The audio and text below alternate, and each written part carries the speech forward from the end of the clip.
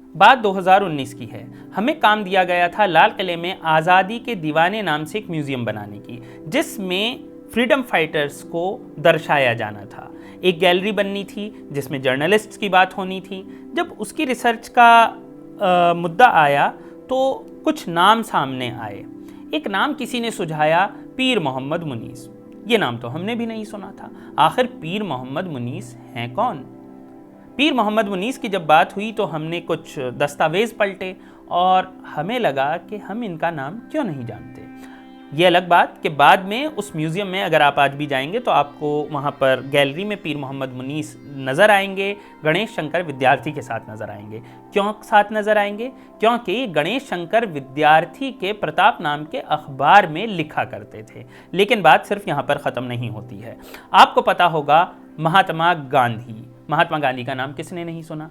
महात्मा गांधी ने हिंदुस्तान की जो जंग आज़ादी है उसमें जो कदम रखा है वो चंपारण के सत्याग्रह से रखा है।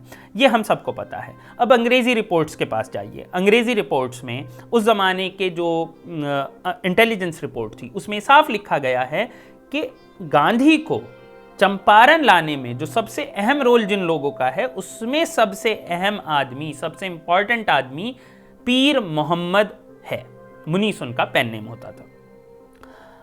उससे ज़्यादा ये कौन थे, इनके बारे में फिर इंटेलिजेंस रिपोर्ट्स में ही मौजूद है। उसमें साफ लिखा गया है कि पीर मोहम्मद बेतिया राज के स्कूल में पढ़ाया करते थे और वहाँ पे अंग्रेज़ों के ख़िलाफ़ लोगों को पढ़ाने लगे थे। 1914 से उन्होंने प्रताप अखबार जो कि कानपुर से छपता था उसमें लिखना शुरू कर दिया था। हिंदी में लिखा करते थे, उसमें लिखना शुरू कर दिया था और चंपारण के मुद्दों को उठाने लगे थे। चंपारण में नील की खेती को लेकर किसान बहुत परेशान थे। 1907 में भी वहाँ पर लोगों ने एजिटेशन किया था जिसकी नुमाइंदगी शेख गुलाब और सीतल रे ने करी थी।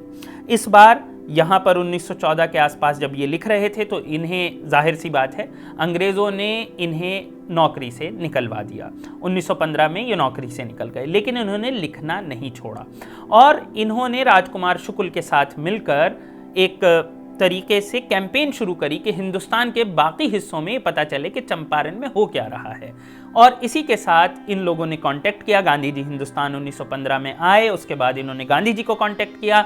गांधी जी को ये किसी तरीके से मनाकर चंपारण लाने में कामयाब हुए। राजकुमार शुक्ल खुद गए थे और बहुत सारे मजमून उस ज़माने तक पीर मोहम्मद मुनीस के लोगों ने पढ़ लिए थे, लोगों ने पढ़ रहे थे और इसी के साथ वो ने लेकर आए।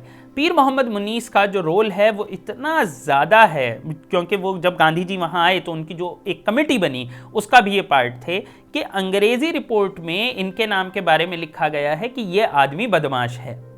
बदमाश वर्ड इस्तेमाल किया था रिपोर्ट ने।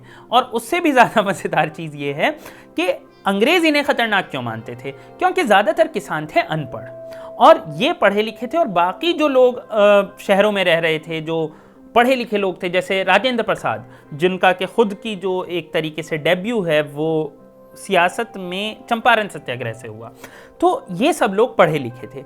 अब किसान जो अनपढ़ है उसकी बात वहाँ तक कैसे जाए? तो ये जो ब्रिज है, रिपोर्ट्स कहती हैं कि ये जो ब्रिज है ये पीर मोहम्मद मुनीस है। ये किसानों से बात करता है, उनके साथ उठता बैठता है, लिखता है, अखबार पढ़े लिखे आदमी तक पहुँचता है और पढ़े लिखा आदमी उस पर फिर यकीन करता है और इससे अंग्रेज़ों के खिलाफ एक लहर बनती जा रही है। ये इनका ख़ास रोल था। पीर मोहम्मद उसके बाद एक्टिव रहे और चंपारण सत्याग्रह से जो फ़ायदे हुए, जो चीज़ें हुई वो सबको पता हैं। और सिर्फ इतना ही नहीं कि इन्होंने सिर्फ लिखा, रिपोर्ट्स ये कहती हैं कि ये जाकर कोर्ट में बैठने लगे थे, कोर्ट के बाहर बैठे रहते थे। अगर कोई भी किसान अपनी परेशानी लेकर आता था तो ये उसकी मदद करते थे।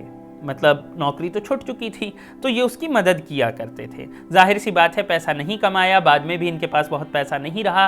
आज़ादी के बाद सन 1949 में इनका इंतकाल हुआ और काफ़ी गुर्बत में हुआ, लेकिन इन्होंने कभी अपना एक्टिविज़म नहीं छोड़ा। कुछ चीज़ें जो ये करते रहे, जैसे ये किसानों के आंदोलन में हमेशा बढ़ चढ़ कर हिस्सा लेते रहे 1930 की दहाई में, और ये कई जेल भी गए।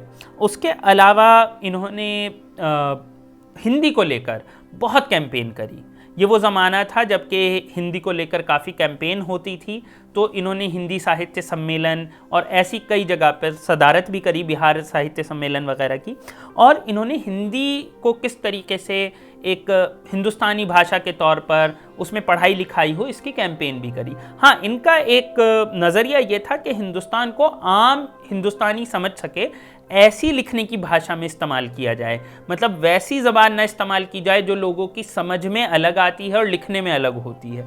बोलचाल की और लिखने की जो ज़बान है वो एक होनी चाहिए, ऐसा इनका मानना था। उसके अलावा ये एक्टिविज़म करते रहे और बहुत बात तक करते रहे। और आज़ादी के बाद इन्होंने आज़ादी के आसपास पाकिस्तान के बनने की मुखालफत की। ये नहीं चाहते थे कि बंटवारा हो। इनके अंदर ये बिल्कुल था कि आज़ादी का मतलब ये है कि हिंदुस्तान में जो गरीब हैं, जो किसान हैं, उन्हें अपने हक़ मिले। लेकिन तब भी कितने लोगों को याद है पीर मोहम्मद मुनीस, वो आदमी जो गांधी को हिंदुस्तान में महात्मा गांधी बनाने में ख़ास रोल अदा करते हैं, लेकिन शायद हम भूल गए।